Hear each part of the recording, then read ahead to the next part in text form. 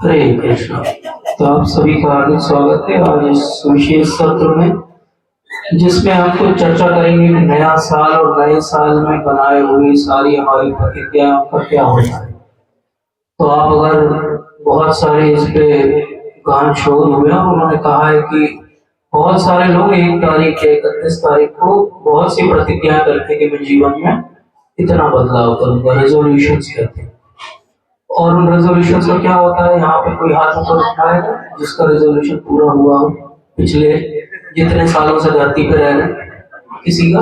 अच्छा, ठीक है, अभी आप बहुत कम समय हुआ आपको।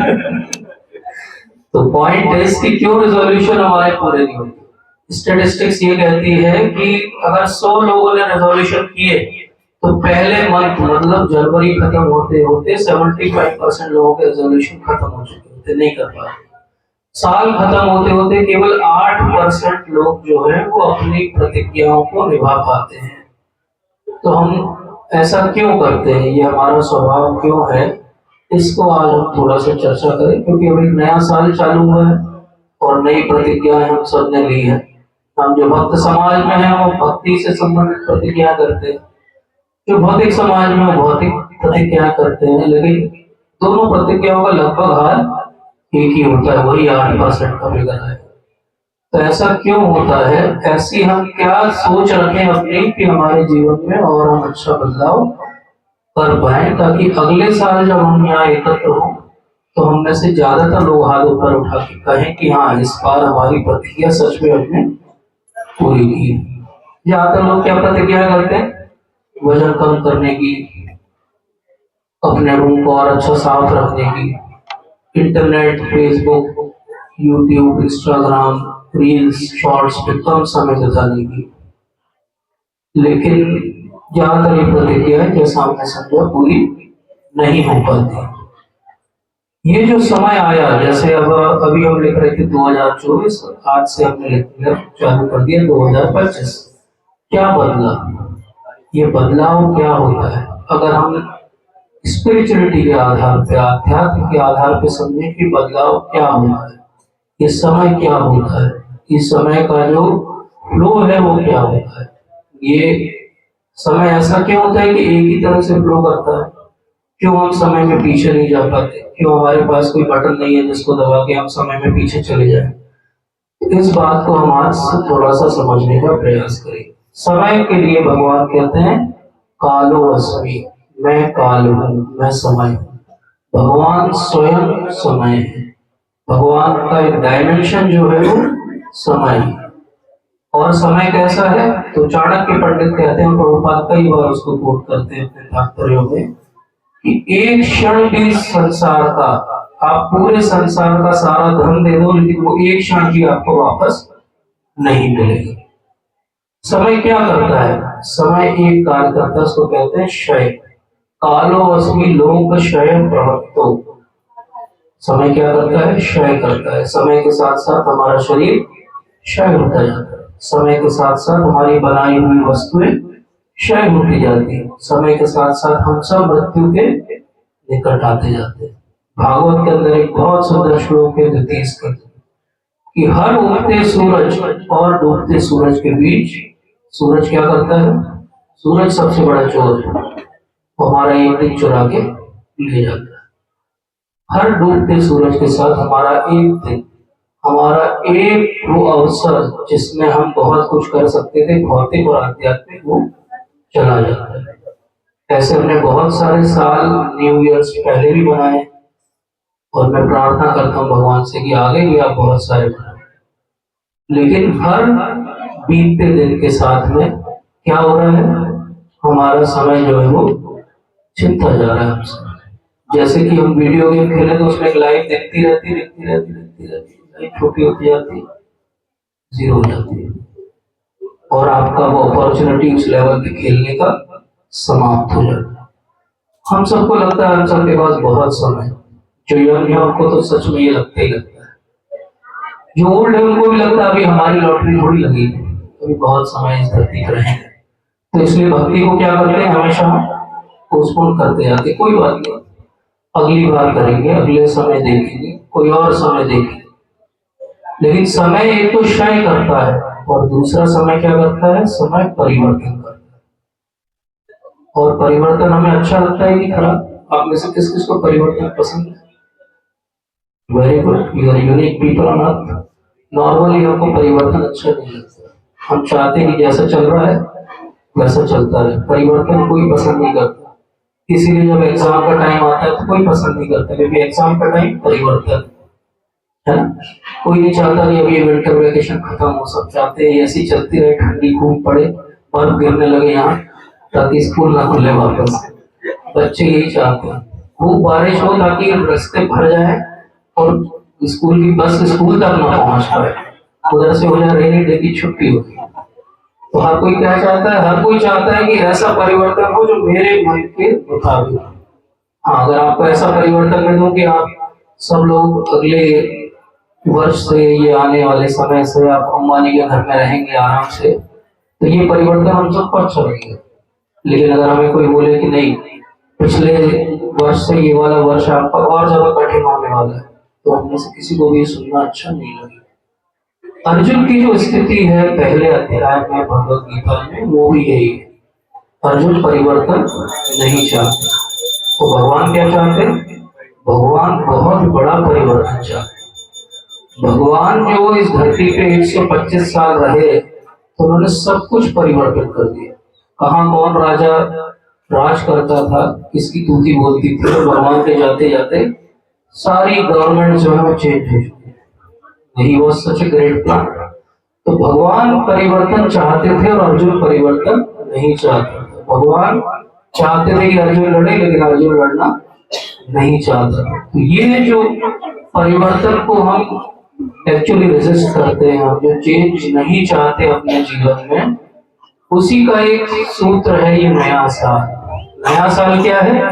नया साल भी समय का बदलाव है, समय बदल रहा है, आपकी गिनती में एक नई गिनती जुड़ गई। लेकिन क्या हो रहा है समय के बदलाव के साथ?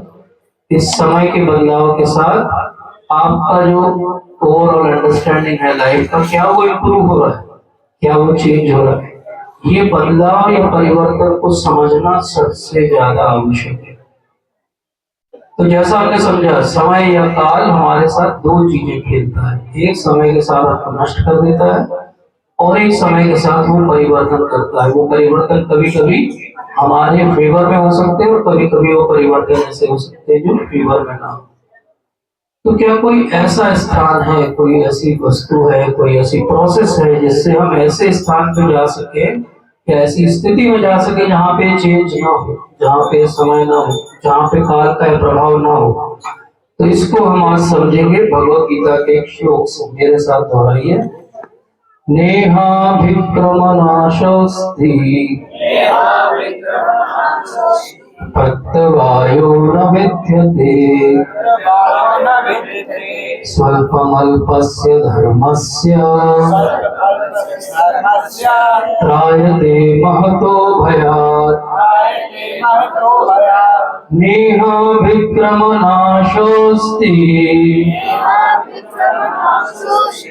प्रत्यवायो न विद्यते स्वल्पमल्पस्य धर्मस्य त्रायते महतो भयात्। नेहाभिक्रमनाशोऽस्ति प्रत्यवायो न विद्यते स्वल्पमल्पस्य धर्मस्य त्रायते महतो भयात्।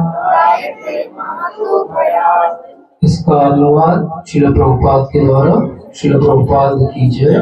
इस प्रयास में न तो हानि होती है न ही कोई ह्रास, अपितु इस पथ पर की गई अल्प प्रगति भी महान भय से रक्षा कर सकती है।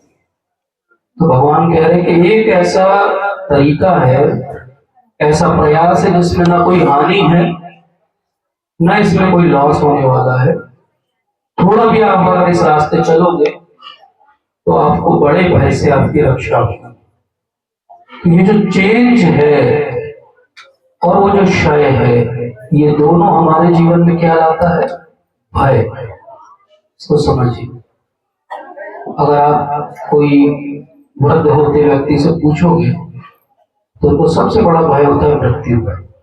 भय है कि नहीं? सबको है मृत्यु का भय, सबको है।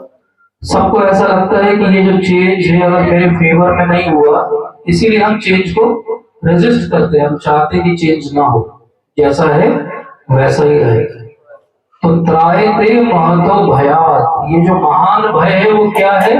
ये महान भय, ये समय काल है जो हमको समाप्त कर देगा। इस महान भय से छूटने के लिए लोग अलग अलग प्रयास करते हैं। जैसे कि एक बहुत बड़ी इंडस्ट्री है वर्ल्ड में, उसको कहते हैं कॉस्मेटिक इंडस्ट्री, प्लास्टिक सर्जरी। लोग निग्लेक्ट करना चाहते हैं कि मैं बूढ़ा हो रहा हूँ, तो क्या करते हैं, अपनी झुर्रियां ठीक कर लेते हैं, अपना जो है वो नोज जॉब फेस लिप, बहुत सारी सर्जरीज होती हैं आजकल। लेकिन क्या उससे मृत्यु को वो पार पा सकते हैं? नहीं। क्या आप कितना फेस लिफ्ट करा लो, एक दिन भगवान आपको लिफ्ट कर लेगा, तो फिर आप लिफ्ट हो जाओगे लिफ्ट से ऊपर। बोले कहाँ गए? अरे कल तो यही थे, यंग दिखते थे। बोले नहीं, वो 70 साल के थे, यंग दिखते बस, ठीक। तो लिफ्ट हो गए, बोले चले गए, उनका नंबर ऊपर लग गया, ऑफ हो गए। गुजराती में एक बड़ा अच्छा वर्ड है, ऑफ हो। जैसे कोई ऑन हो, जैसे हम सब भी ऑन है, हम में से कोई ऑफ हो गए, तो बोलते हैं ऑफ हो गए, कल रात को ऑफ हो गए वो, जैसे कोई मशीन। लेकिन बड़ा अच्छा वर्ड है। मैं जब बॉम्बे गया एमबीबीएस करने, मैंने सुना ऑफ हो गए, तो बोला कि मशीन थी क्या ऑफ? वेंटिलेटर थी क्या ऑफ? नहीं, वो वेंटिलेटर में थे लेकिन वेंटिलेटर नहीं ऑफ हुआ, वही ऑफ, वही चली गई। तो ये क्या होता है ऑफ होना? ऑफ होना मतलब चलेगा। आप कितना भी ऊपर से अपने को सजा लो, टालते रहो, मानो मत, जिम जाओ, बॉडी बिल्डिंग कर लो, लेकिन एक दिन ऑफ हो जाओगे। तो ये जो भय है ऑफ होने का, बड़ा खतरनाक भय, सबको है, बड़े बड़े लोगों को। वॉल्ट डिज्नी का नाम सुना? वॉल्ट डिज्नी, क्या किया था उसने? Mickey mouse cartoon, Disney world, और उसने करोड़ों अरबों का एम्पायर खड़ा किया। उसकी जो विल था उसमें उसने क्या लिखा था? उसको मरने के थोड़े दिन पहले साइंटिस्ट लोग पहुंच गए कि खूब पैसा कमाया, हम भी इसमें से कुछ लें। तो उन्होंने बोला हम बहुत बड़ी रिसर्च कर रहे हैं जिसमें हम मरे हुए आदमी को जिंदा कर पाए। बोले उसके लिए क्या करना पड़ेगा? बोले उसके लिए आपको हम डीप फ्रीज में रख देंगे आपकी बॉडी को, और डीप फ्रीज में रहने देंगे, और फिर आप रिवाइव हो जाओगे, जिंदा कर देंगे आपको जैसे हमारी रिसर्च पूरी होगी। बोले उसके लिए क्या करना पड़ेगा? बोले 20% आपने जो कमाया हमारा, आपको जिंदा कर देंगे। बोले अच्छा चलो 20% तुम्हारा, तो मुझे जिंदा करना, वो बिल में लिख के चले गए कि बाकी मेरी वेल्थ कोई हाथ नहीं लगाएगा क्योंकि मैं वापस आने वाला हूं। तो उनके जो उत्तराधिकारी थे उनको लगा कि ये वापस आने के चक्कर में हम कुछ नहीं एंजॉय कर पा रहे। वो फिर गए वो रिसर्चर्स के पास मरने के बाद वर्ल्ड डिज्नी के। बोले क्या है? बोले हमारा ऑफर है। बोले आप ये डिक्लेयर कर दो कि रिवाइव नहीं हो सकते हैं, ये वेल्थ हमको मिल जाएगी, 20% आपका। तो इस तरह वो रिसर्चर्स ने कुछ नहीं किया, केवल डीप फ्रीजर में रखा बॉडी को, और डीप फ्रीजर को ऑफ कर दिया, और एक लाइन लिखी कि रिवाइव नहीं हो सकते, इररिकवरेबली डैमेज हो चुकी बॉडी की। 40% वर्ल्ड डिज्नी की वेल्थ किसके पास चलेगी? रिसर्च करने वालों।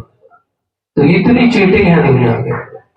तो इस तरीके से लोग इतना डरते हैं मृत्यु से, चेंज से, और ये भय हर जगह दिखाई देता है।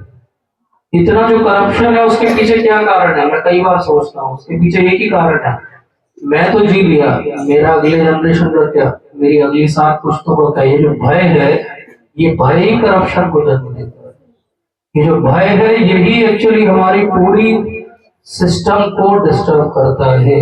इसलिए भगवान कहते हैं त्रायते महतो भयात, इस भय से रक्षा नए साल में अगर सीखनी है तो उसका उत्तर कहाँ है? भगवत गीता।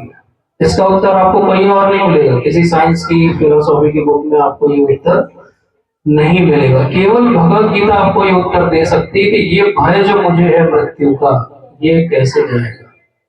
मान लो एक आदमी डूब रहा हो, और ठंडी के दिनों में और डूब रहा हो, और आप जाओ उसको बचाने के लिए, और आप उसने बढ़िया सुंदर सा अरमानी का कोट पहना हो बहुत महंगा, आप उसका कोट उतारो और ले आओ और बोले बचा लिया बचा लिया बचा लिया, तो क्या गवर्नमेंट आपको वो बहादुर बच्चों को जो पुरस्कार देती है आपको देगी? बोले इन्होंने कोट बचाया। क्या आपको मिलेगा कोई प्राइज? क्यों नहीं मिलेगा? क्योंकि आपको उस व्यक्ति को बचाना चाहिए था, लेकिन आपने क्या बचाया? उसका केवल कोड बताया। मतलब क्या किया आपने? केवल उसके ऊपरी आवरण पे ध्यान दिया। अब सबने ये बोला अभी कि कोर्ट को बचाने की कोई प्राइज नहीं मिलेगा। यस, इसी तरीके से अगर हम केवल शरीर का ध्यान रखेंगे तो भी हमें आखिरी में कोई भी प्राइज नहीं मिलेगा। शरीर ही भय का कारण है। हमारे भय का जन्म कहाँ से होता है? शरीर से होता है। इसलिए जब अर्जुन चेंज को रेजिस्ट करता है फर्स्ट चैप्टर में, तो भगवान उसको जब ज्ञान देना आरंभ करते तो पहला ज्ञान क्या देते हैं? आत्मज्ञान। हे अर्जुन, तुम ये शरीर नहीं हो, आत्मा हो। ना जायते मृते व कदाचित्, ना तुम्हारा जन्म होता है, ना कभी मृत्यु होती है। तो इस तरीके से जैसे डूबते हुए व्यक्ति का कोड बस बचाने से वो नहीं बचेगा, केवल शरीर का ध्यान रखने से, प्लास्टिक सर्जरी कराने से हम बचने वाले नहीं हैं इस भय से। प्रभुपाद हमेशा एक बहुत सुंदर कथा सुनाते हैं और बहुत इंस्ट्रक्टिव है। एक राजा था, उसको एक व्यक्ति ने उपहार में बहुत सुंदर पिंजरा दिया सोने का बना हुआ, और उसके अंदर एक बहुत सुंदर तोता था जो बहुत सारे श्लोक बोला। अब राजा बहुत बिजी व्यक्ति था, तो उसने अपनी जो उसकी दादी थी उसको दे दिया। बोले दादी जी आपके लिए गिफ्ट। दादी जी पुराने जमाने की थी, जैसी भी थी, तो उन्होंने देखा अरे बच्चे ने इतने साल में जीवन में पहली बार कोई गिफ्ट दिया, लेकिन किसी ने बताया ये सोने का बना हुआ पिंजरा। तो वो बिल्कुल बोले कभी भी आएगा वो मेरे कमरे में देखने तो मैं पिंजरे की अच्छी देखभाल करती हूँ, ताकि उसे लगे कि मैं उसकी गिफ्ट की वैल्यू करती हूँ। तो उसने बहुत अच्छे से पिंजरे को बहुत साफ किया, पोंछ ताछ के रखा हुआ था। एक महीने के बाद उसका लड़का वापस कमरे में आया। कैसा है? सब ठीक है? वो गिफ्ट? बोले हाँ ये देखिए रखा हुआ। बोले अरे ये तोता तो मरा हुआ। बोले कौन तोता? बोले अंदर जो तोता। बोले मैं तो रोज साफ करती थी इसको, बहुत अच्छे से साफ करती। बोले हाँ साफ करती थी, तोते को कभी खाने को दिया? तो तोते को खाने को देना पड़ता है? अच्छा मुझे तो किसी ने बताया।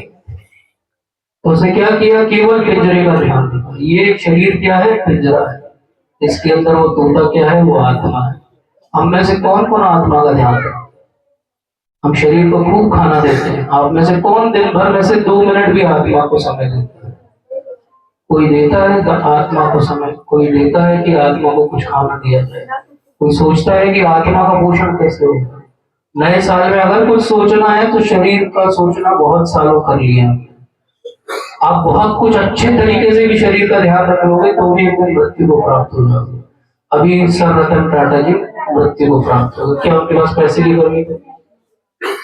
पर एक दिन उनको भी मरना पड़ा। तो मृत्यु तो सबकी होने वाली है। आपने आत्मा का क्या ध्यान रखा ये सोचिए। ये नए साल में अगले 1 साल अगर कुछ करना चाहिए तो आत्मा के पोषण का ध्यान रखना चाहिए। आत्मा का पोषण क्या है? किस तरीके से आत्मा को हम जिला के रख सकते हैं? क्या हम ऐसा कर सकते हैं अपने जीवन में कि आत्मा का विकास हो? क्या हम ऐसा कर सकते हैं कि आत्मा को इतना बल मिले कि हम जो भी प्रण करें आज वो 1 साल में हम उसको पूर्ण कर पाए? क्योंकि आत्म बल नहीं है, इसीलिए हम अपने प्रण को पूरा नहीं कर पाते। प्रण क्यों पूरे नहीं होते? क्योंकि आत्मा में बल ही नहीं, मन हमारा भटक जाता है। इसलिए भगवान भगवत गीता में समझाते हैं कि मन के ऊपर क्या होना चाहिए? बुद्धि होना चाहिए। मन के ऊपर अगर बुद्धि नहीं होती है तो मन हमेशा भटकता रहता है। जैसे कि कोई व्यक्ति हो जिसको डायबिटीज की, शुगर की बीमारी हो, और वो एक रास्ते से गुजरे जहां एक के बाद एक स्वीट्स की बड़ी बड़ी शॉप्स हो, क्या करना चाहिए उसको? जाके सबसे बड़ा वाला रसगुल्ला खा लेना चाहिए कि नहीं खाना चाहिए? अगर वो मन के आधार पे चलता होगा तो वो क्या करेगा? ऑर्डर दे देगा, खा लेगा। क्योंकि मन मोजी होता है। मन तो बंदर जैसा होता है। लेकिन अगर वो बुद्धि के आधार पर सोचेगा तो क्या होगा? तुरंत उसके अंदर से आवाज आएगी कि नहीं, मुझे डायबिटीज है, मुझे मीठा नहीं ग्रहण करना चाहिए। तो ये अंतर क्यों है?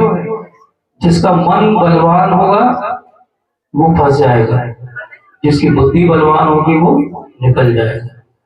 प्रण हर कोई करेगा। प्रण कहां से करते हैं?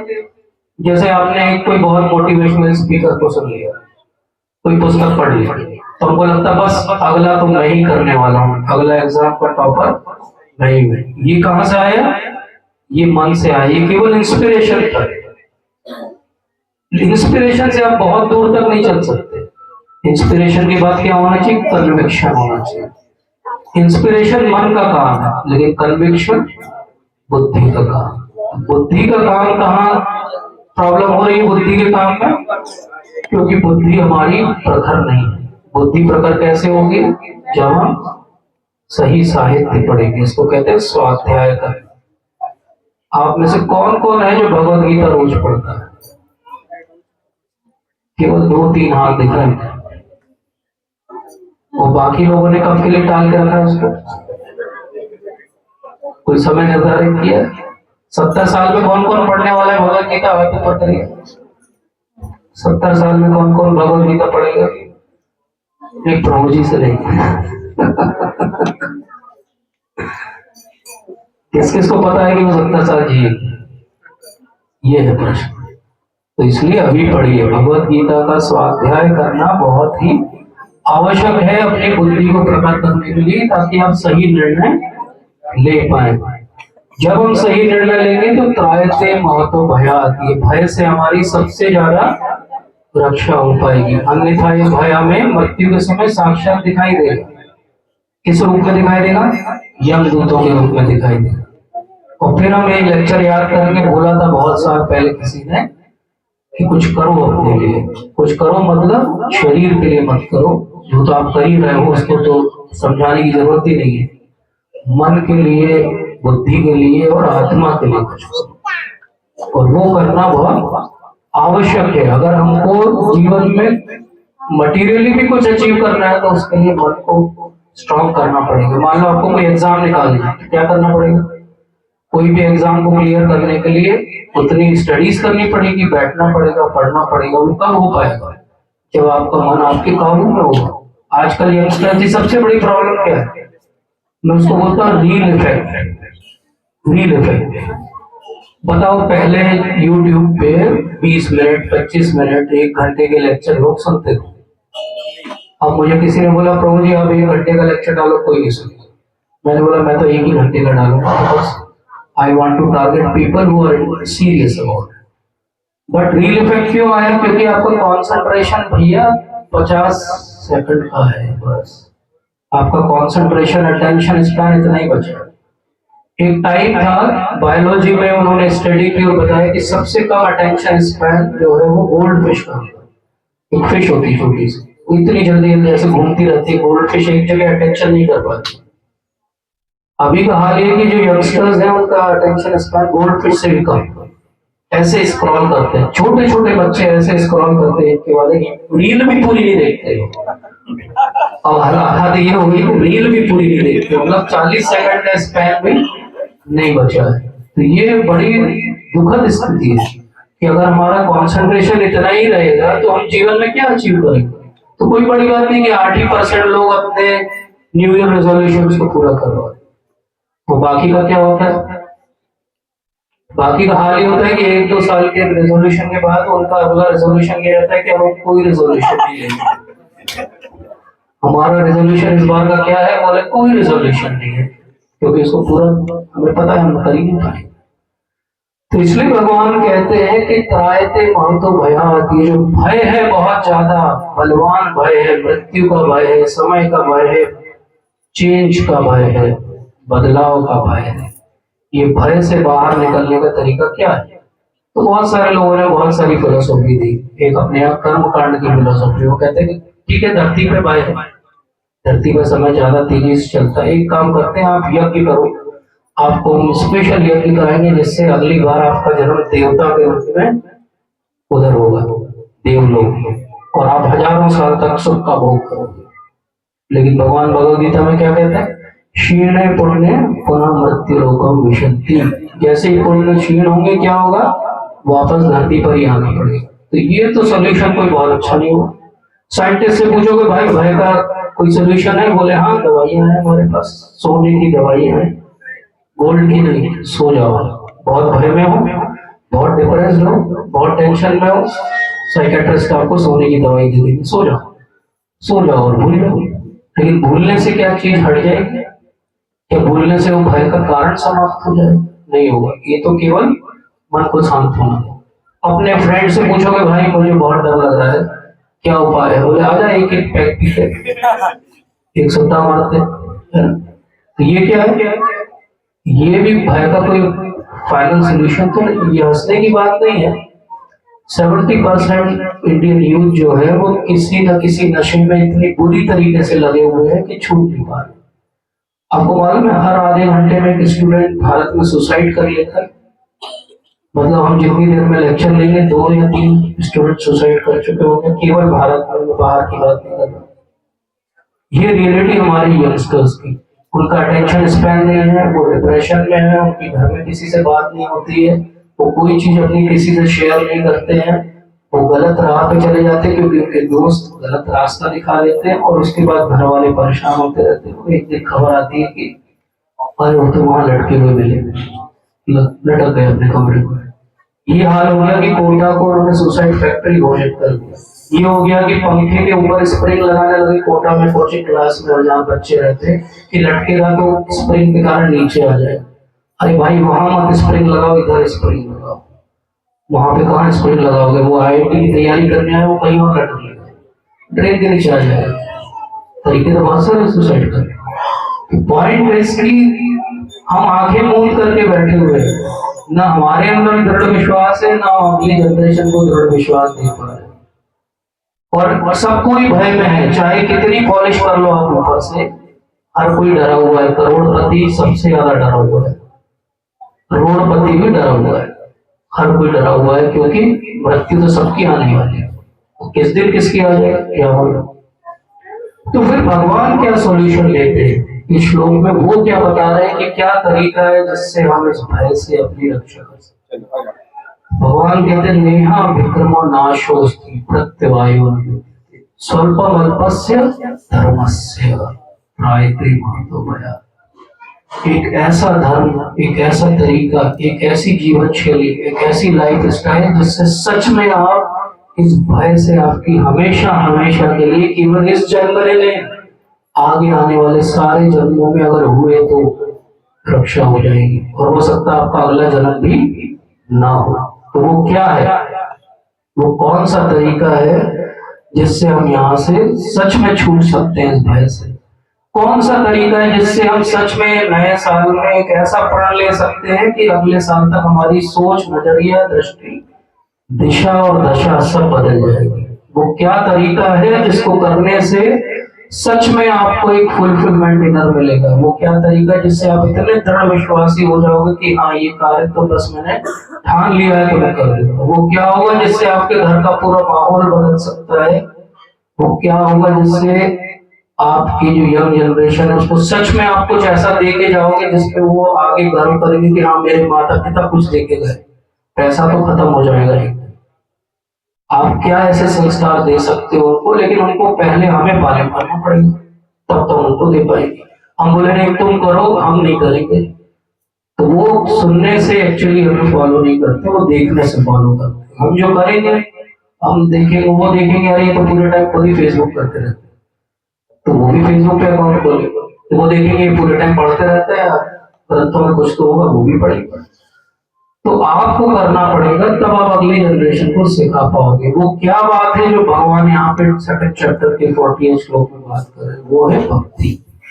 भक्ति ही वो तरीका है जिससे आप सारे भय से अपने आप को दूर कर सकते। और आप भगवत गीता पढ़ो, आप भागवत पढ़ो, कभी भागवत का 10वां स्कंद पढ़ो। भगवान के जो ग्वाल सखा है वो पूरे टाइम भगवान के साथ रहते हैं।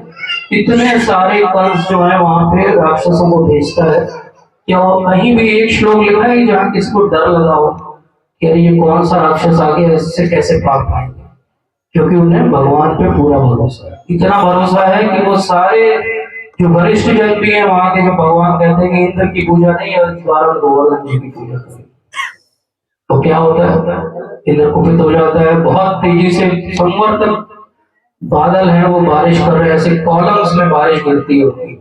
क्या उनको भय होता है? नहीं। वो क्या करते हैं, वो जाते हैं अपने खाना के पास, बोलते हैं कि देखो अब ये बारिश हो गई, क्या करे भगवान, क्या करते, गोवर्धन धारण कर लेते।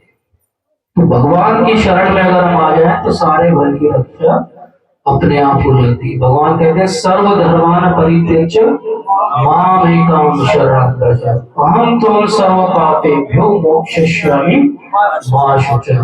मा शुचः मतलब डरो मत, डोंट फियर। तो भगवान बार बार ये बात कह रहे हैं कि अगर आप मेरी शरण में आ जाओ तो आपको भय करने की आवश्यकता नहीं है। अन्यथा त्रायते मातो भयाति, जो महान भय है इससे आपकी कोई और रक्षा नहीं कर सकता। महान भय से रक्षा कौन कर सकता है?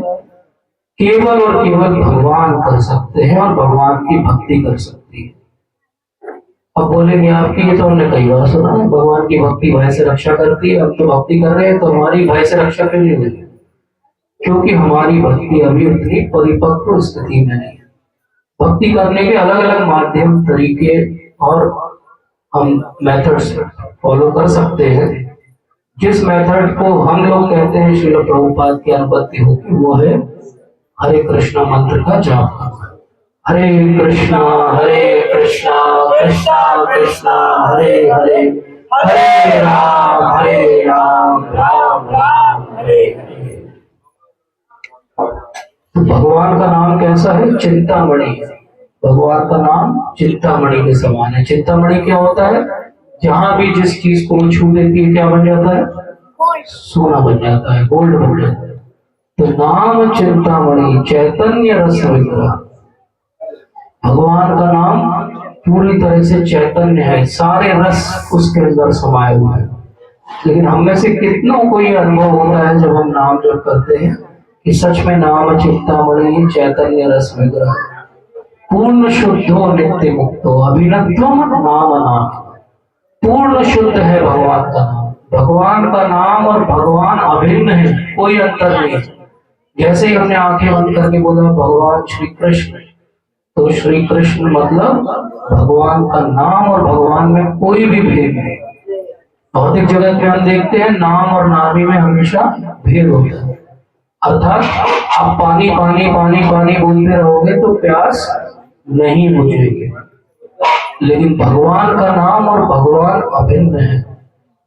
ये जिसने समझ लिया उसने भक्ति के सार को पकड़ा, और जिसने ये बात ही नहीं समझी वो हजारों साल तक भी नाम जप करता रहेगा तो पद्म पुराण कहती है उससे कुछ भी हासिल नहीं होगा। इतना जरूर कर देगा वो नाम, अगला अगला जन्म आपका मनुष्य योनि में होता रहेगा, धरती पे होता रहेगा। लेकिन उससे ज्यादा कुछ भी नहीं, उससे ज्यादा कुछ भी चाहिए तो पहली स्टेप है ये समझना कि अभिनत्व नाम नामिनो, नाम और नामी में कोई भी अंतर नहीं है। अगर हमें कोई प्रोजेक्ट लेना हो अगले 1 साल का रेजोल्यूशन, तो क्या लेना चाहिए कि हम इतने अच्छे से नाम जप करें अब 1 साल कि 1 साल के बाद हमको ये रियलाइजेशन हो जाए अंदर हृदय से कि नाम और नामी में सच में कोई अंतर नहीं।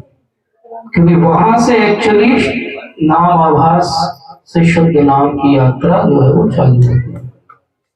अन्यथा हमारा नाम कैसा रहेगा? नाम हम लेते रहेंगे लेकिन नाम उतना प्रभाव नहीं दिखाएगा। नाम का प्रभाव कब आएगा? जब हम ये समझेंगे कि भगवान के नाम और भगवान में कोई भी अंतर नहीं है। अब इसको समझने का तरीका क्या है? हम जब नाम जप करते हैं तो प्रभुपाद कहते हैं कि हम माला पर नाम जप करें और एक माला में 108 जो है वो तुलसी की मोती होती है। तो एक बार जब हमने 108 बार किया तो क्या हुआ? एक माला। ऐसी कितनी माला करनी चाहिए? श्रील प्रभुपाद बहुत कृपालु है, वो कहते हैं केवल 16 माला करो। अगर नए साल में सच में अपनी आत्मा के लिए कोई आहार की व्यवस्था करनी है, आपको सच में अपने मन को इतना बलवान बनाना है कि वो सच में आपका साथ दे हर अच्छे कार्य में। सच में अगर आपको घर में बहुत अच्छा एनवायरनमेंट करना है तो क्या करना चाहिए?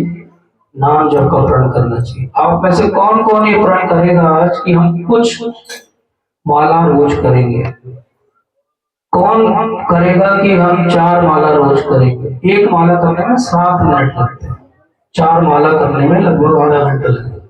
आप में से कौन कौन ये प्रण लेगा न्यू ईयर का रेजोल्यूशन कि yes I will do 4 rounds, I will give half an hour to my soul? कौन कौन ये प्रण करेगा कि हाँ मैं 1 साल तक निर्बाध रूप से जो भी आज मैं नाम के लिए निष्ठा रखूंगा, चाहे वो 4 राउंड, चाहे वो 6 राउंड, चाहे वो 8 राउंड, चाहे सच में 16 राउंड, तो मैं करूंगा अच्छे से। कौन कौन करेगा, हाथ उठा करेगा।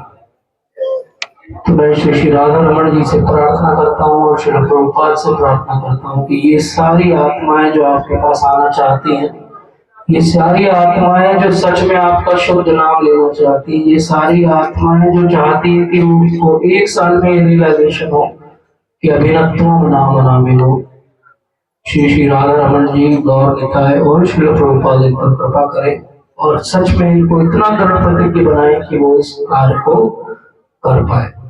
अब आप में से जिस जिसने हाथ नहीं उठाया था, क्या उनमें से कोई भी 2 माला करना चाहेगा, 1 माला करना चाहेगा? 1 माला करने में 7 मिनट लगते। कौन कौन चाहेगा 1 राउंड का? कौन चाहता है कि 1 श्लोक भगवत गीता का वो रोज पढ़ेगा? 1 श्लोक भगवत गीता का रोज पढ़ेगा। 1 श्लोक पढ़ने में केवल 5 मिनट। सच में जीवन में बदलाव चाहिए तो आपको ये प्रण करना पड़ेगा। और आजकल मोबाइल पे भगवत गीता, आपको कोई किताब लेकर घूमने की आवश्यकता नहीं। जीवन में दिन भर में जहां समय मिले एक अलार्म लगाइए और पढ़ लीजिए 1 श्लोक। और उसका कितनी देर लगती है? अभी हमने 1 श्लोक पढ़ा, कितनी देर लगती है? तो ऐसा कुछ प्रण करिए अपनी आत्मा के लिए, भगवान से संबंध स्थापित करने के लिए कोई प्रण करिए। तो इसको क्या कहते हैं? इसको टेक्निकली कहा जाता है साधना। क्या कहा जाता है? साधना। तो हम क्या कर रहे हैं अपने जीवन में? हमें निर्णय कर रहे हैं कि एक साधना को हम अपनी जीवन शैली का हिस्सा बनाएं। हम लोग कई बार कहते हैं ना कि हम अपनी आदतें बदलना चाहते हैं। आदत क्यों नहीं बदलती? आदत इसलिए नहीं बदलती है क्योंकि आदत हमारी सोच का हिस्सा नहीं है। आदत अलग है, हमारी सोच अलग दसते जाती है, इसलिए हमारी आदतें नहीं बदलती। आदत इसलिए नहीं बदलती क्योंकि वो जीवन शैली का हिस्सा नहीं है। जिस दिन आदत हमारी जीवन शैली का हिस्सा बन जाएगी, आदत बदलना कोई भी मुश्किल काम नहीं है। जैसे सुबह उठने की आदत, जैसे सच बोलने की आदत, जैसे 4 नियमों को पालन करने की आदत, उनमें से कोई भी आदत धारण करना कठिन कार्य नहीं है। लेकिन क्यों नहीं कर पाते हम? क्योंकि हमारा मन जो है वो डामाडोल है। अभी भी हमारा मन जो है पक्का नहीं, हमारी साधना जो है वो अच्छी नहीं। तो इसलिए अगर जीवन में कुछ आज के सत्र से लेके जाना है तो पहली चीज क्या है? साधना। दूसरी चीज है स्वाध्याय। स्वाध्याय अर्थात रोज कुछ पढ़िए, कुछ एक स्पिरिचुअल बात पढ़िए, कोई बुक पढ़िए, कोई मैगजीन पढ़िए। बहुत सुंदर भगवत दर्शन बैक टू गॉड मैगजीन है प्रभुपाद की, उसको पढ़िए। भगवत गीता को पढ़िए। कृष्णा बुक है, इतनी सुंदर बुक है। आप में से किस किसने पढ़ी है ये पुस्तक? ये पुस्तक पढ़िए, हिंदी में भी है। इतनी सुंदर कहानियां भगवान कृष्ण की। आदत डाल दीजिए कि रोज सोने के पहले एक कहानी पढ़ के सुनेंगे, बच्चों को पढ़ के सुनाएंगे। ऐसी कोई भी एक हैबिट अपने जीवन में, अपनी जीवन शैली में समय निकाल के डालिए और आपके जीवन में आपको परिवर्तन दिखाई देगा। इसमें कोई भी शंका नहीं है, 1% भी नहीं है। मुझे तो बिल्कुल नहीं है। आपको अगर है तो आप मेरी बात पे विश्वास रख के 1 महीने करके देखिए और आपको जीवन, सोच, दिनचर्या, सब चीज में बदलाव समझ में आने लगेगा। आज जो सुबह नहीं उठ पा रहे वो ब्रह्म मुहूर्त में उठने लगेगा। आज जो नाम जप में ध्यान नहीं रखता वो नाम जप में ध्यान रखना पड़ेगा। इतना सा काम बस करना है कि एक कोई चीज को ठान लीजिए। मन हमारा कैसे काम करता है? अगर हम एक जगह सक्सेसफुल हो गए तो बाकी सब जगह अपने आप सक्सेसफुल हो जाते हैं। एक चीज में ऐसा होना चाहिए कि हाँ ये मैंने ठाना था और मैंने करके दिखाया। एक बच्चा अगर एक एग्जाम टॉप कर देता है तो वो टॉप करता जाता है इसके बाद, क्योंकि उसको कॉन्फिडेंस आ जाता है कि मैं कर सकता हूँ। बहुत लंबे समय तक मानव पूरे इतिहास में ये सोचा जाता था कि 1 माइल की जो रेस है उसका सब 4 मिनट टाइम नहीं ले सकता, ह्यूमनली पॉसिबल नहीं है। उसका 4 मिनट में कोई 1 माइल नहीं दौड़ सकता। एक व्यक्ति थे अमेरिका के, उन्होंने ये ठाना कि मैं ये सोच ही बदल कर दिया। उन्होंने वो टाइम का जो ब्रेक था उसको तोड़ दिया और उन्होंने अचीव कर लिया। उसी साल में 6 और लोगों ने उसको ब्रेक कर दिया, रिकॉर्ड को। क्यों? क्योंकि वो साइकोलॉजिकल ब्लॉक था कि ये तो कर ही नहीं सकता। जब एक ने करके दिखाया सब कर सकते। तो हमारे श्री प्रभुपाद ने करके दिखाया, इतने सारे विदेश में प्रचार करके वहां पे करके दिखाया हजारों लाखों की संख्या में विदेशियों को जो मांसाहार करते थे, व्यभिचार करते थे, उनको शुद्ध वैष्णव बना दिया कि चाय कॉफी छूट गई होगी। और महान उनको वैष्णव आचार्यों की श्रेणी में लाके खड़ा कर दिया जो दीक्षा देते हैं। ऐसा कैसे कर दिया प्रभुपाद? वही मेंटल ब्लॉक तोड़ने के लिए कि जब ये कर सकते हैं तो तुम तो भारत में पैदा हुए हो, तुम नहीं कर सकते। लेकिन उसके पहले 40 साल प्रभुपाद ने भारत में प्रयास किया और कुछ नहीं हुआ। जो हाल भारत का अभी है वही हाल तब भी था। भारतवासी भारत में पैदा हुए हैं लेकिन अपना पूरा दिमाग सोच अंग्रेजों को गिरवी रख चुके। तब भी वही हाल था, आज भी मैं यही देखता हूँ। आज न्यू ईयर ऐसे लोग हैं, अभी ओल्ड ईयर हो जाएगा तो लोग फिर गायब हो जाएंगे। लोगों को क्या लगता है स्पिरिचुअलिटी एक फैशन है। बोले फैशन है, आज मंदिर गए कि नहीं गए? हम भी गए, हम भी गए, हमने भी फोटो डाली, देखी नहीं फेसबुक पे। ऐसा मत करिए, स्पिरिचुअलिटी एक सीरियस इशू है। अगर करना है तो जिम्मेदारी से करिए। अब हम देखते हैं उनमें से कितने लोग सच में आज जो प्रण किया उसको पूरा कर पाए। लेकिन अगर आपने एक प्रण भगवान के लिए किया तो सोचिए भगवान क्या कर सकते। आप एक कदम भगवान की तरफ चलो, भगवान 10 कदम भी अगर आपके पास चले तो भगवान तो 3 कदम में सब कुछ नाप देते हैं, 10 कदम में कहां तक आ सकते हैं।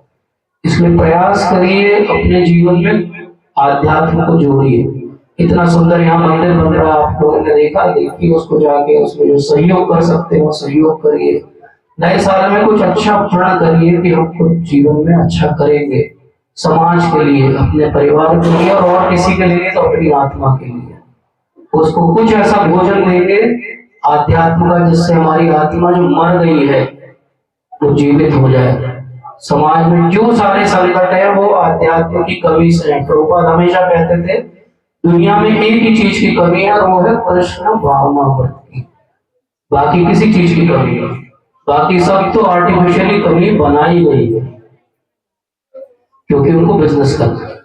लेकिन एक ही चीज की कमी है और एक ही चीज की पूर्ति के लिए हमें प्रयास करना चाहिए। हम में से कोई भी नहीं जानता कि अगला साल जब 2026 आएगा कौन कौन यहाँ आ पाएगा।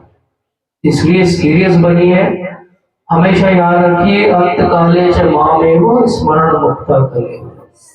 अंत काल में जो मरते वक्त भगवान को याद कर पाएगा वही भगवान के धाम जाएगा। वो याद करने के लिए हमें हरि नाम करना है, वो प्रैक्टिस है।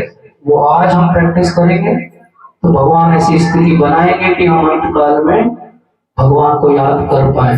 जब अंत काल में हम भगवान को याद करेंगे तो अपने आप हमारा अच्छा ही होगा क्योंकि हम भगवान के धाम के वासी हो जाएंगे, वहां भगवान की सेवा में अपने आप को नियुक्त कर पाएंगे।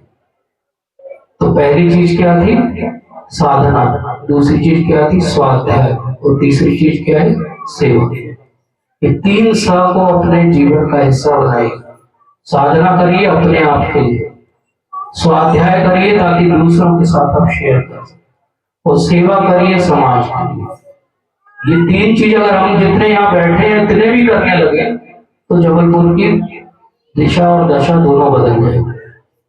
अगर इतने लोग भी सीरियस हो जाए भक्ति में, प्रभुपाद कहते थे मुझे 11 लोग सीरियस दे दो, मैं पूरे संसार को कृष्ण भावनामृत से डुबा दूं। अंत में मैं छोटा सा प्रभुपाद का कहानी बोलकर अंत करूंगा।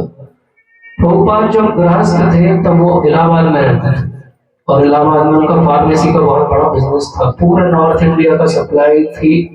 प्रभुपाद अगर उस फार्मेसी के बिजनेस में बने रहते तो अभी वो पहले 10 वेल्थीएस्ट पर्सन में से उनकी फैमिली होती। इतना अच्छा बिजनेस चल रहा था प्रभुपाद। उनके एक फ्रेंड थे जिनका नाम था आदि केशव दास, या नॉर्मली लोग ओबीएल कपूर के नाम से जानते हैं। वो उनके गुरु भाई थे, मतलब भक्ति सिद्धांत सरस्वती ठाकुर महाराज के, वो भी शिष्य थे और प्रभुपाद भी थे।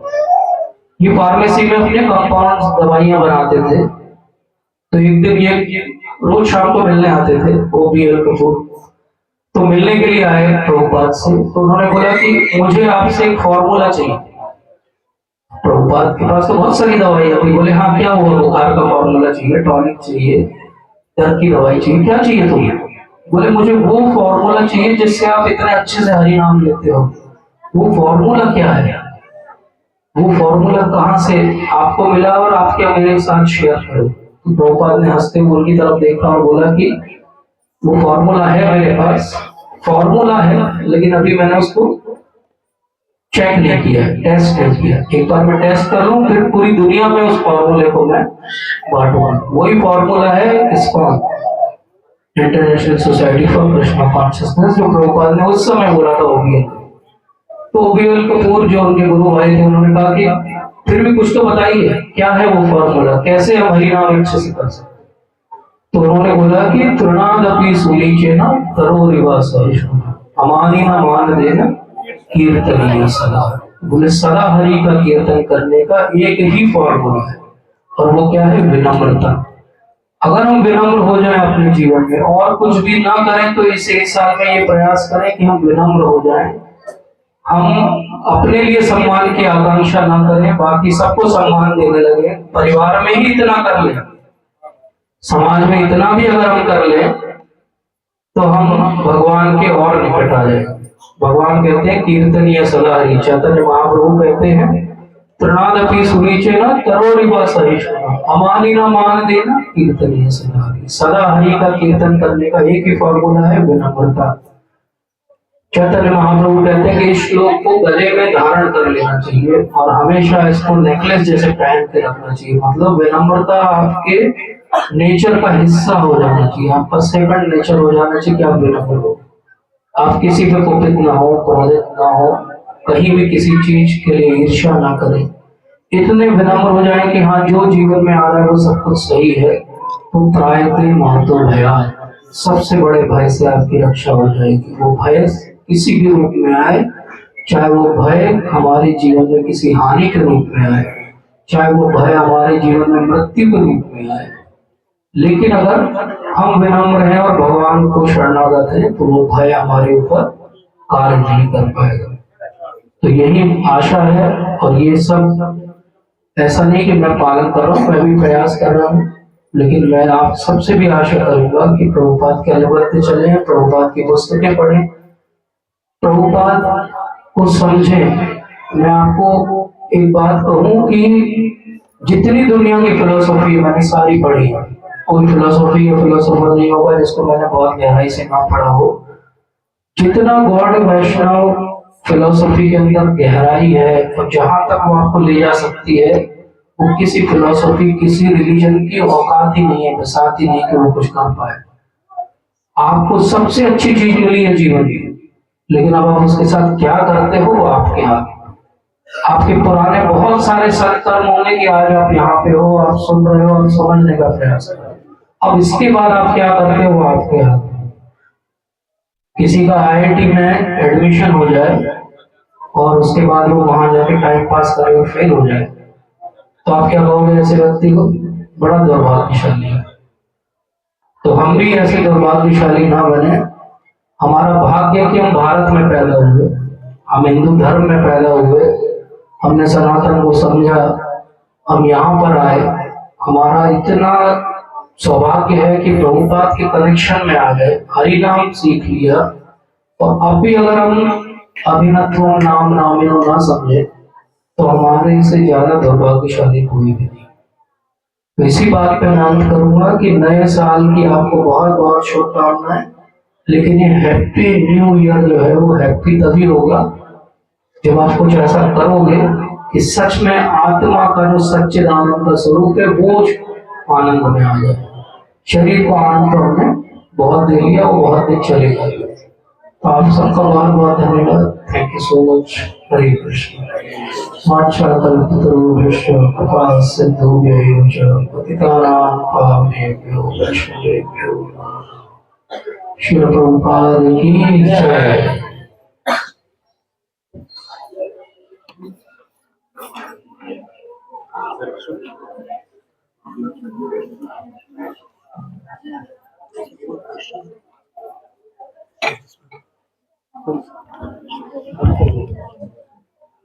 प्रभु जी ने हमें थोड़ा सा समय दिया है, और अगर कोई प्रश्न हो तो ले सकते हैं। अगर किसी का कोई प्रश्न है, जैसा मैं हमेशा कहता हूँ कि प्रश्न दो ही स्थितियों में नहीं होते हैं। वो दो स्थितियां क्या है? या तो सब समझ में आ गया या कुछ भी समझ में नहीं आया। अगर सब समझ में आ गया तो आप सबको बहुत बहुत साधुवाद। अगर कुछ भी समझ में नहीं आया तो ये मेरी गलती है, मैं अगले बार फिर प्रयास करूंगा, आइएगा। Thank you. Yes yes conviction, very nice question Prabhu. Conviction comes from association. Prabhupada इसको बार बार कहते हैं कि जैसा आप संग करोगे वैसा आपका रंग होगा। अगर आप भक्तों का संग करोगे, सजातीय भक्तों का संग करोगे, उन भक्तों का संग करोगे जो सच में आपकी तरह ही सोचते हैं, तो अपने आप आपको भी कन्विक्शन आ जाएगा। जैसे इसका एक बहुत क्रॉस एग्जांपल लेते हैं कि जो ड्रिंक करते हैं वो नॉर्मली ड्रिंक करने वालों का संग करते हैं। अब मान लो उसमें से एक व्यक्ति ने न्यू ईयर रेजोल्यूशन लिया कि आज से मैं ड्रिंक करना छोड़ दूंगा, तो उसको साथ में क्या और छोड़ना पड़ेगा, वो संग भी छोड़ना पड़ेगा। अगर वो उन्हीं के साथ दिन रात बैठेगा और फिर ये सोचेगा कि मेरी ड्रिंक करने की हैबिट छूट जाएगी, तो ऐसा नहीं होगा। कन्विक्शन कहाँ से आता है? कन्विक्शन आता है जब आप देखते हो कि हाँ, हमारे साथ जो भी भक्त हैं वो कितने ज्यादा कन्विंस है हरि नाम को लेके, वो कितने सीरियस है। जैसे राधे श्याम प्रभु जी का मैं उदाहरण देता हूँ, जो पुणे मंदिर के वरिष्ठ अध्यक्ष हैं और IITian है। उनका कितना कन्विक्शन है हरि नाम में कि वो अगर किसी यात्रा में ट्रेन में भी जा रहे हैं और अगर वो रात की 2 बजे में ट्रेन पकड़ी है उन्होंने, तो उनको अगर 2:30 बजे उठना है तो वो आधे घंटे सोएंगे और उठ जाएंगे 2:30 बजे। उनका 2:30 बजे का अलार्म बजेगा, वो उठ जाएंगे, अपनी माला पूर्ण करेंगे। ये उनका कन्विक्शन है। अब जब आप उनके साथ यात्रा करो और आप उनका ये कन्विक्शन देखोगे तो आप भी कन्विंस हो जाओगे कुछ तो इसमें होगी बात। एक IITian व्यक्ति क्यों इतना सीरियस है भक्ति को लेकर, क्यों वो अपना समय इतना दे रहा है भक्ति को, क्यों वो इतना प्रचार कर रहा है। तो इसीलिए कहा जाता है जीव गोस्वामी के द्वारा कि आपका कन्विक्शन किस बात पे निर्भर करता है कि आप किसके साथ संग करते हो। आप जब अपने से ऊपर कन्विंस लोगों के साथ संग करते हो तो आपका कन्विक्शन भी धीरे धीरे बढ़ता जाता है। अब आप ऐसे के साथ संग कर रहे हो जो खुद ही नाम जप में बहुत उसकी रुचि नहीं है, तो हमारा भी नाम जप जो है वो धीरे धीरे डिटोरेट हो जाएगा, क्योंकि जैसा संग वैसा रंग।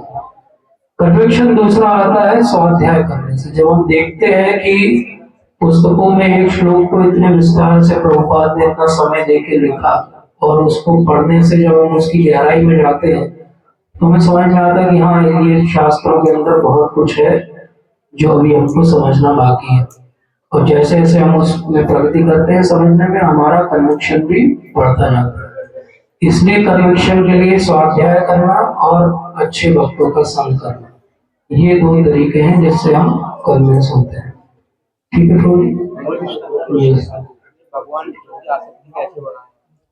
भगवान के प्रति आसक्ति बहुत कुछ कन्विक्शन जैसा ही है, एसोसिएशन से भगवान के प्रति आसक्ति हमारी बढ़ती है। लेकिन मेनली हमको आसक्ति के उसमें ये एक बात ध्यान रखनी चाहिए कि आदो श्रद्धा से बात चालू होती है, उसके बाद हम साधुओं का संग करते हैं, उसके बाद हम भजन की विधि को सीखते हैं, उसके बाद हमारे धीरे धीरे अनर्थ जो है कम होते हैं। फिर रुचि, निष्ठा, आसक्ति, ये एक एक सीढ़ी हम ऊपर चढ़ते हैं। एक दिन में आसक्ति नहीं आ सकती। हम किसी को देखें YouTube पे बोलते हुए और बहुत अच्छे से वो बड़ी रस वाली बातें करे और हम उससे अट्रैक्ट हो जाएंगे, ये ऐसी आसक्ति शायद सुनने से मेरी भी हो जाएगी। लेकिन जब मैं नाम जप करूं तो मेरा ध्यान कहाँ और चला जाए, तो इसका अर्थ ये कि अभी मैं उस स्तर पे नहीं पहुंचा। तो आसक्ति के लिए सबसे पहली बात है रियलिस्टिक होना। आसक्ति एक दिन में, एक बार में, एक क्षण में नहीं आएगी। एक सीढ़ी है जिसको हमको चढ़ना पड़ेगा। आदो श्रद्धा से चालू करके नाम जब करेंगे, नाम में रुचि बढ़ेगी, जब गुरु महाराज की कृपा होगी तो आसक्ति होगी। इसीलिए कहते हैं कि आसक्ति के पहले क्या आता है? निष्ठा और रुचि आती है।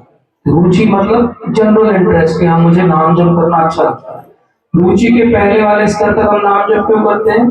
क्योंकि हमें गुरु महाराज ने आज्ञा दी है। गुरु महाराज की आज्ञा पालन करने के लिए हम नाम जप करते हैं। लेकिन रुचि के बाद हम नाम जप क्यों करते हैं? क्योंकि अब मुझे इंटरेस्ट आ रहा है। गुरु महाराज ने बोला 16 माला करो, मैं 32 करता हूँ क्योंकि मुझे रुचि आ रही है। उसके बाद एक समय आएगा जब हमारे अंदर इतने कम हो जाएंगे कि हमें सच में भगवान के नाम में निष्ठा हो जाएगी। इसको टेक्निकली कहते हैं नाम निष्ठा। नाम निष्ठा बहुत पराकाष्ठा की चीज है, वो इतनी आसानी से किसी को भी नहीं मिलती। लेकिन नाम निष्ठा का अर्थ क्या हुआ? नाम में ये निष्ठा होना कि अकामो सर्व कामो व मोक्ष कामो त्रिवेण भक्ति योगी ना यजेत पुरुषो। निष्ठा का अर्थ ये होगा कि कुछ भी मुझे चाहिए, मैं कहीं और नहीं जाऊंगा, मेरी निष्ठा केवल नाम में। नाम निष्ठा के बाद आएगी आसक्ति की स्टेज। आसक्ति मतलब एक अनवेवरिंग फेथ हो गया मुझे। जैसे कि गोपियां हैं, राधा रानी है, वो भाव और महाभाव और मदनाख्य भाव के स्तर पे है, लेकिन उनकी कैसी है, उनको जैसे हमें नाम में ध्यान लगा के नाम जप करना पड़ता है, उनको नाम से ध्यान हटा के कुछ करना पड़ता है। दोनों चीज में बहुत अंतर है। उनके मन में इतना नाम चलता है कि वहां से ध्यान हटा के वो कुछ कर पाते। बोले थोड़ी देर नाम ना आए भगवान का तो मैं काम करूँ। और हमारा हाल क्या है, हमें सब जगह से ध्यान हटा के नाम करना पड़ता है। तो अभी हमें बहुत लंबी जो है वो यात्रा तय करनी है। लेकिन आसक्ति का स्रोत क्या है? आसक्ति का स्रोत है दशम स्कंद। इसको विश्वनाथ चक्रवर्ती ठाकुर ने बहुत स्पष्ट तौर पर समझाया। आसक्ति कहाँ से आती है? दशम स्कंद पढ़ने से आती है। इसलिए प्रभुपाद ने जब भागवत को ट्रांसलेट नहीं किया था तब उन्होंने कृष्णावृत्ति दी। तो किसी ने पूछा उनसे कि रास पंचाध्याय के बीच के जो चैप्टर है वो भी आपने ट्रांसलेट किया, वो पढ़ना चाहिए कि नहीं पढ़ना चाहिए? वो बोले आप कहते हो जनरल पब्लिक को ये बुक डिस्ट्रीब्यूट करना चाहिए कि नहीं करना चाहिए? प्रभुपाद ने बोला नहीं, वो सबके लिए है, सबको ही सब कुछ पढ़े। जो जितना अधिकारी होगा उसको उतना ही समझ में आएगा, उससे बियॉन्ड वैसे भी समझ में आएगा। इसलिए अगर हम एक कोई चीज को पकड़े, हम सबके जीवन में वो अलग अलग होगी, ध्यान दीजिए, वो एक कोई चीज लेकिन सबके जीवन में होगी। किसी को पढ़ना ज्यादा अच्छा लगता होगा, किसी को नाम जप में ज्यादा रुचि होगी, किसी को बुक डिस्ट्रीब्यूशन अच्छा लगता होगा, किसी को एप्पल रिलीफ फंड कलेक्ट करना अच्छा लगता होगा। सबका जो दृष्टिकोण होगा भक्ति में, जो जहाँ वो अपना डिपेंडेंस पाएगा वो अलग अलग होगा, एक सा नहीं हो सकता। हर कोई हर काम भी नहीं कर सकता। हर चीज के लिए अलग अलग हमारी रुचि बनी है, जैसे बाकी की चीजों में हम वो अपनी एक रुचि ढूंढे और उसको आसक्ति और निष्ठा में बदलें। वो रुचि नाम अगर ग्रंथ अध्ययन की है तो खूब पढ़िए, तो आपकी धीरे धीरे रुचि जो है वो बढ़ के आसक्ति हो जाएगी। आपकी नाम जब है तो नाम इतना अच्छा करिए कि वो रुचि आपकी आसक्ति में बदल जाए। आपको अगर बुक डिस्ट्रीब्यूशन अच्छा लगता है तो इतना अच्छा करिए कि आपका मन लग जाए बिल्कुल, कि आपको कुछ टाइम का भी ध्यान रहे। आपको मंदिर बनाना अच्छा लगता है तो आप पूरे डूब जाइए उसके अंदर, इतना सारा। लेकिन हर कोई हर चीज नहीं कर सकता, वो आपकी रुचि इनबिल्ट आई है। वो कहाँ से आई है? भगवान कहते हैं 5 तरह के रस होते हैं और उन 5 रसों में आप भगवान से आदान प्रदान करते हो। वो शांत रस से लगा के माधुर रस पर पूरा स्पेक्ट्रम भगवान ने दिया। तो वो जो बात मैं कह रहा था कि केवल गॉड वैष्णविज्म है जहाँ पे आपको सब कुछ है। आप किसी भी और रिलीजन में जाओगे ज्यादातर शांत रस है बस। भगवान वहां सिंहासन पर बैठे, आप नीचे हाथ जोड़ के खड़े हो, आप बोल भी नहीं सकते, देख भी नहीं सकते। बहुत सारे धर्मों में ऐसे पर्दे डिस्क्राइब हैं, इतने पर्दों के पीछे भगवान है, दिखते भी नहीं। दिखते हैं तो केवल पैर दिखते हैं, आंखें दिखती हैं। तो आप वहां पे माधुर्य रस का पान कर सकते हो, आप वहां पे सखा बन सकते हो। भगवान के गले में हाथ डाल दो, गला काट देंगे हाथ कर लोगे, बोले क्या कर रहे हो।